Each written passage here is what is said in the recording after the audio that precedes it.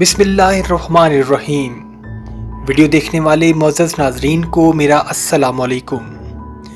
ناظرین محترم، گزشتہ روز سیاسی منظرنامے پر بہت زیادہ ہلچل دیکھنے میں آئی اور خصوصی جہازوں کے ذریعے سینیٹرز کو پورا کیا جاتا رہا تاکہ چیف جسٹس آف پاکستان کی پاورز پر شب خون مارنے والے قانون کو آئین کا حصہ بنایا جا سکے، اور اس کا مقصد صرف اور صرف ایک تھا کہ سپریم کورٹ پر دباؤ ڈالنا ہے اور سپریم کورٹ کو الیکشن کیس کے حوالے سے کوئی فیصلہ نہیں لینے دینا اور معاملات کو طول دینا ہے جتنا طول دیا جا سکتا ہے، اور یہ کوششیں اس وقت تک کی جائیں گی جب تک اپنی منزل حاصل نہ کر لی جائے۔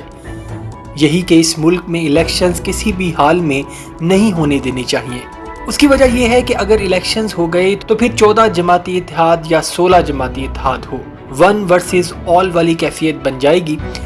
اور عمران خان پاکستان تحریک انصاف سب حریفوں کو سیاسی میدان میں عبرت ناک شکست دے گا، اور پاکستانی قوم اس وقت عمران خان اور پاکستان تحریک انصاف کے ساتھ کھڑی ہے۔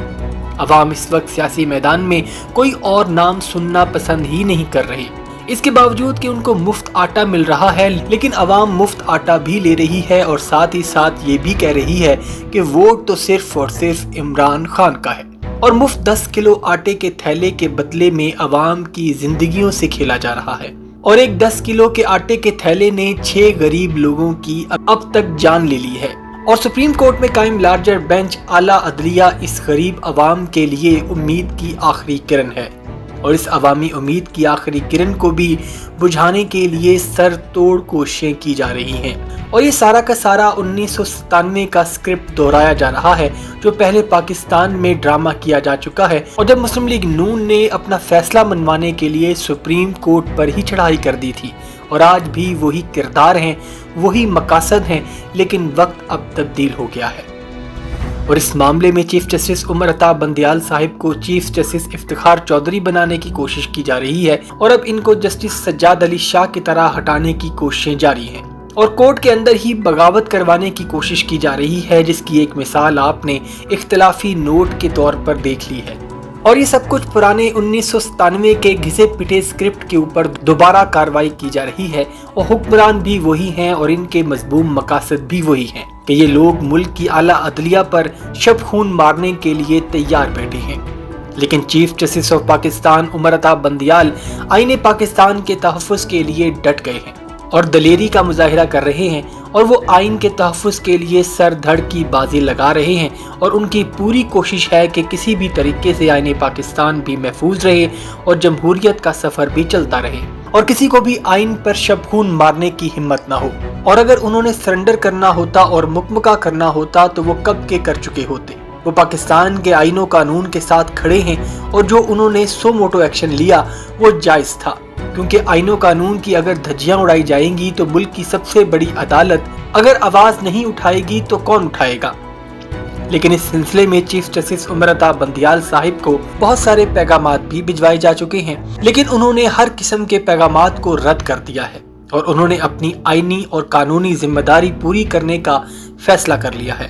اور وہ پاکستان کی خاطر لڑ رہے ہیں، پاکستان کی جمہوریت کی خاطر، آئین و قانون کی خاطر، اور خاص طور پر اس عوام کی خاطر جو اس وقت اس سارے سیاسی بحران کی اصل وکٹم ہے،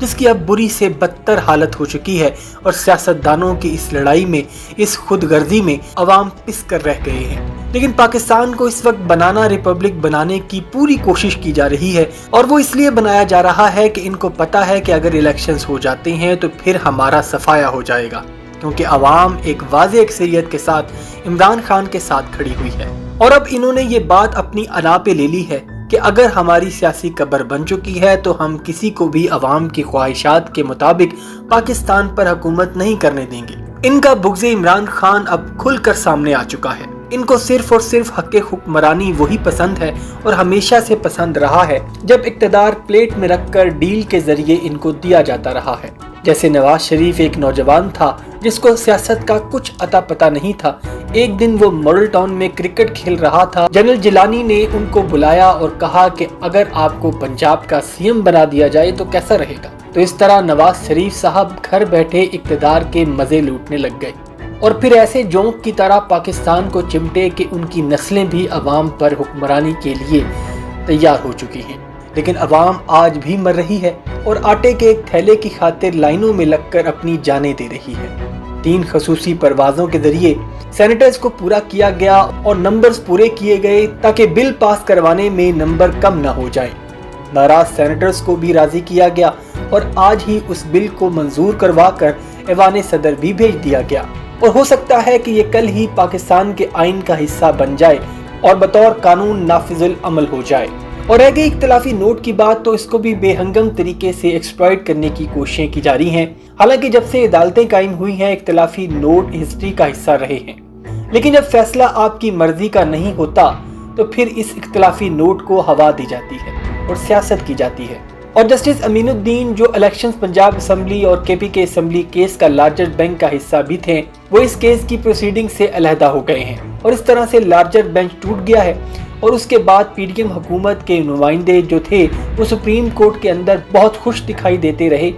ان کا خیال تھا کہ لارجر بینچ اب ٹوٹ گیا ہے، اب دوبارہ جب بینچ بنے گا اور وہ کب بنے گا کسی کو نہیں پتا۔ کوئی جج اس کیس میں ہاتھ ڈالنے کو تیار نہیں ہے۔ فاروق ایچ نائک جو پی ڈی ایم کے وکیل ہیں، وہ بھی لارجر بینچ کے ٹوٹنے سے کافی مطمئن دکھائی دے رہے تھے۔ مطلب اس سے بھی ان کے مقاصد پورے ہو رہے تھے کیونکہ اس میں ڈیلے آ رہا تھا۔ پی ڈی ایم کا یہ سوچنا تھا اور ان کے وکلا بھی یہ سوچ رہے تھے کہ بینچ ٹوٹ گیا ہے تو اس کیس میں نیا بینچ بننے تک ڈیلے آئے گا، لیکن ان کی امیدوں پر chief justice of Pakistan Umar Ata Bandial نے پانی پھیر دیا، اور غور و خوض کے بعد یہ فیصلہ کیا گیا کہ لارجر بینچ کے ٹوٹنے کے بعد اب بینچ میں کسی جج کو بھی شامل نہیں کیا جائے گا، اور باقی 4 ججز کا بینچ ہی کیس کی سماعت کرے گا اور فیصلہ سنائے گا، اور سماعت کا آغاز آج 11:30 بجے دوبارہ ہوگا۔ Chief justice of Pakistan Umar Ata Bandial صاحب، جسٹس اعجاز الاحسن، جسٹس منیب اختر اور جسٹس جمال بندوخیل صاحب اب اس 4 رکنی بینچ کا حصہ ہیں، اور یہ 4 رکنی بینچ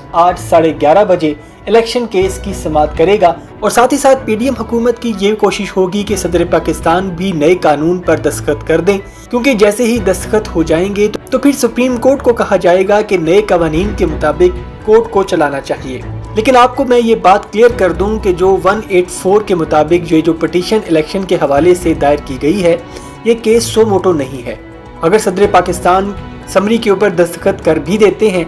اور یہ قانون آ بھی جاتا ہے تب بھی یہ کیس چلتا رہے گا۔ لیکن چیزیں اتنی سادہ نہیں ہیں۔